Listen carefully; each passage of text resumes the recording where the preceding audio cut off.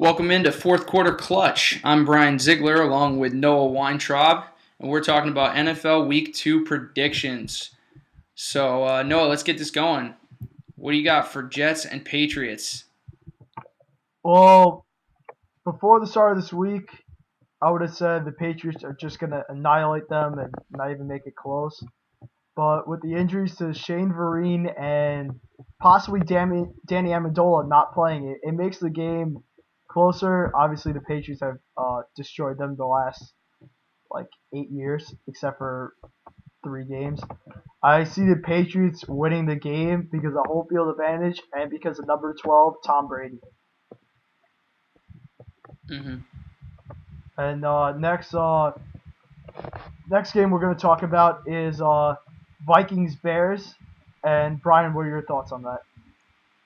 I'm seeing the Vikings offense as being sort of a one trick pony at this point with AP running. He's a beast. Okay, he's ridiculous. I think they're going to be pretty good. But I mean, like we saw last week, the Lions they outscored them, and the Bears have a better defense, especially a run defense. They only gave up in the first week there. They gave up the sixth most point rushing yards.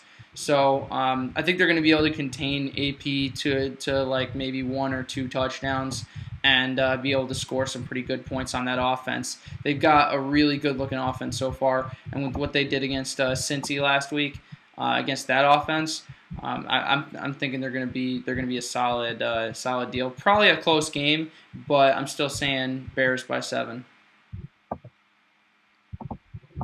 Okay, so Redskins at Green Bay. What do you think, Noah? It's definitely going to be an interesting game. RG3 versus Aaron Rodgers. The battle of two very, very good quarterbacks. You could make an argument that Aaron Rodgers is the best in the league. No one's really going to criticize you about that.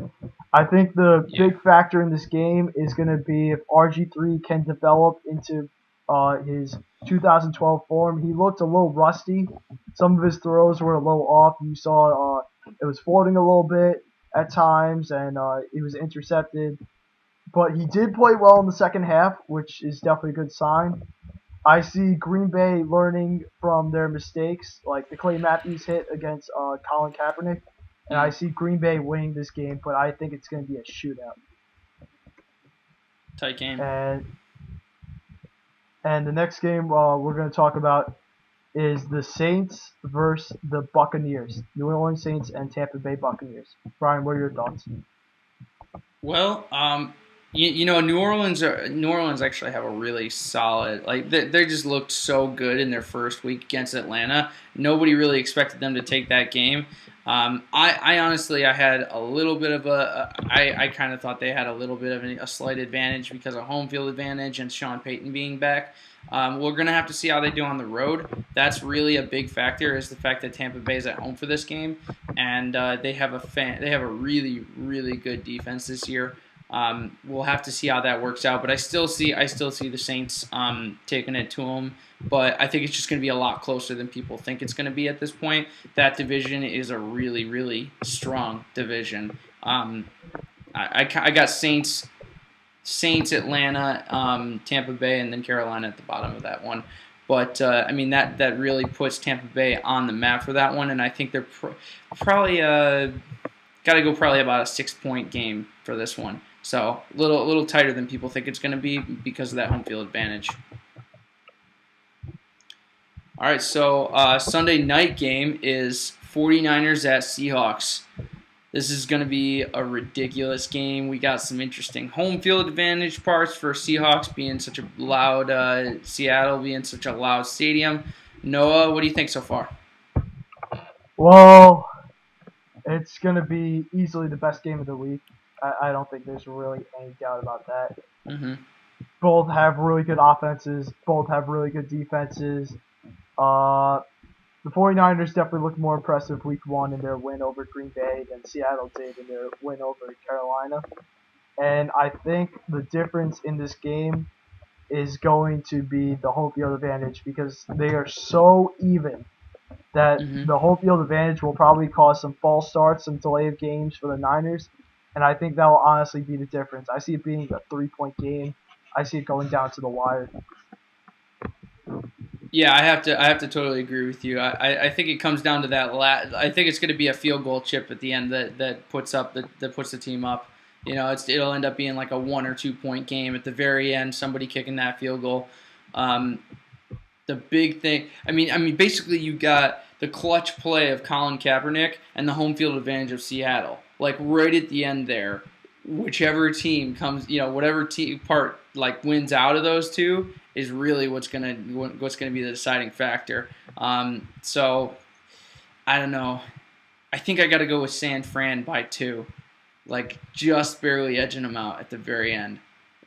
Like I don't blame you. so close. And then Go the ahead. other game, which will be huge, which is right before it at 4:25, the Denver Broncos versus the New York Giants, or the Manning Bowl, the Brother Bowl, however you want to call it. Brian, what are your thoughts on it? The brawl. Brawl. Man, this is going to be interesting.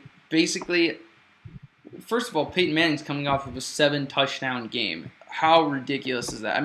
That's a record-tying deal there. You can't get much better than that.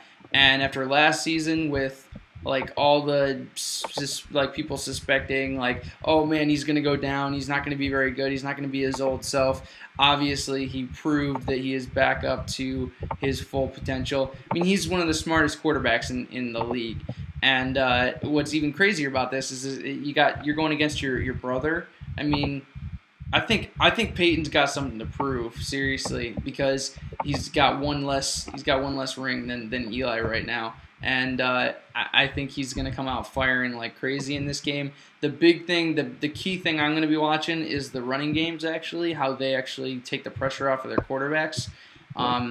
So it's going to be interesting with the 3 deal of the Noshawn Moreno, Ronnie Hillman, and Monte Ball of the Broncos, and what the Giants are going to end up doing after signing Brandon Jacobs. We'll see what happens with that. But if we see a few more fumbles from Giants, I don't give them a chance in this game. I honestly don't give the Giants a chance in this game, whether they fumble or not. Honestly, I think there are only maybe 3 or 4 teams in the NFL that could probably beat Denver right now, and the Giants are not one of them. I see it being San Fran, Seattle. I would say the Packers have a shot, and Patriots. I see those 4 teams as the only teams that could actually have a chance versus Denver right now. And the reason why is because the Giants' offense, yeah, it's pretty good, but that defense is not that good. That secondary got torn up by Tony Romo. He just had a field day. Jason Wynn destroyed them. Miles Austin did well. And that's what Dez Bryant having a weak game. That's the scary part. And Denver has a pretty nice passing game, in case you didn't hear of Wes Welker, Demaryius Thomas, Eric Decker, Julius Thomas. It's insane. But yeah, like with you, I'm definitely going to want to watch the run game. I am really curious what the Giants have in store for David Wilson in practice this week before that game, because Tom Coughlin did not sound totally committed to David Wilson being the featured back, and it sounded more like desperation. But with Denver, the thing is that they had 3 running backs touch the ball, as you said, Marino, Hillman, and Monte Ball. And the carries were Marino had 12, Ball had 8, and I think Hillman had 4. But Monte Ball looked better than those guys did. You could say whatever you want, oh, those were carries down the stretch. But I'm more impressed with Monte Ball because the defense knew they were going to run the ball. It's not like, oh, they might pass it. They knew they were going to run the ball, and he still was able to pack yards on. So I see Denver winning this. I don't see it being close. And I see them just being friendly afterwards, a nice little hug, nice little handshake, and they go on their merry way. Yeah, I think it's gonna be interesting. I don't think it's gonna be a really tight game, But I could see them, Chris going up the ball in practice or something, throwing it for see who can actually hold on to the ball, maybe, get a little grease on there. Maybe a little gauntlet situation or something to see which running back can actually hold on to the ball, or if anybody, like the whole team. We'll see what happens. But maybe a few more practice drills of people trying to knock the ball out. See what happens. I mean, honestly, for me, I really don't think the Broncos game is going to be close. I'm going to be watching Vikings Bears. Actually, no, not Vikings Bears. I'm going to be watching Saints Buccaneers during that time because I see that game being closer than the Broncos Giants. Maybe I'll watch like the first quarter of the Broncos game, and then I think it's going to be over. Yeah, but I still think it's going to be exciting, though. I mean, it could be still. I mean, just offensively, though, what those two teams can do. I mean, three wide receivers for the Giants got over 100 yards last week. I mean, just the fact of that's huge. So, I mean, we could see the first half probably going to be a blowout. The second half could be really tight, and I think that first half is going to be the difference. So, I really think there's going to be there's going to be some fun stuff to watch. It's not going to be pretty, but it's going to be fun. The Broncos defense is also much better than the Dallas defense. As you saw, they made Joe Flacco look like a rookie on Thursday. What they did to him, he started off, he got 11 of 14 passes, but after that, they could not do anything. They couldn't run the ball. They couldn't pass the ball. They were pretty much hopeless. The only reason they looked kind of in the game was because of Wes Welker fumbling the ball on a punt return, and that's how Ray Rice scored a touchdown. And honestly, David Wilson is not Ray Rice. Not by a long stretch. Exactly. So they're going to have to be so dependent on the passing game. Yeah. Snafu my butt. They don't need Elvis Doomerville. But I will say that if the Giants were smart, they would try and get David Wilson open in space, give him some screens, get him confident and feeling good about himself, because David Wilson, even though he's not one of the best running backs in the game, when he is in open space with that speed, he is tough as heck to bring down. Yeah, I agree. He's a tough guy to take down, but, I mean, with the reputation he's building up at this point, really, they don't even have to try to take him down. They just got to get the ball out. Just try to make him fumble. Last year he did fumble in the first game, and he ended up having a pretty good year. Did not fumble after that. Yeah. Tiki Barber, who had fumbleitis before Tom Coughlin came there, said that Tom Coughlin helped him with the fumbleitis, and he became, he should be a Hall of Fame running back, but for some reason he hasn't gotten inducted yet. I'm not saying David Wilson is anywhere close to that, but I see David Wilson getting drilled beyond belief. I see them possibly wherever he goes, he's going to get hit with a bag, or he's going to get hit by someone like Justin Tucker or Jason Pierre-Paul or Brandon Jacobs, who knows. And I think he's not going to fumble in this game. Yeah, I think it'll be good, but I still think they need to change the water over there in New York. You know what I'm saying? They need to figure out their water system. Well, they did sign Brandon Jacobs, and David Wilson's not going to be pass blocking. And good luck getting past Brandon Jacobs, who is a linebacker. When he looks like a linebacker, but he is a running back, and he can block, and that's scary. Yeah, he actually kind of reminds me of Michael Bush, the way he runs. He's definitely a power back like that. So we got what are we saying? Broncos by maybe like 14 or something? I'm saying Broncos by 20. Honestly, I don't see it being close. I think I'm going to say Broncos by 10. Okay. Yeah. We'll see. Tom Coughlin's not gonna roll over and die. That's for sure.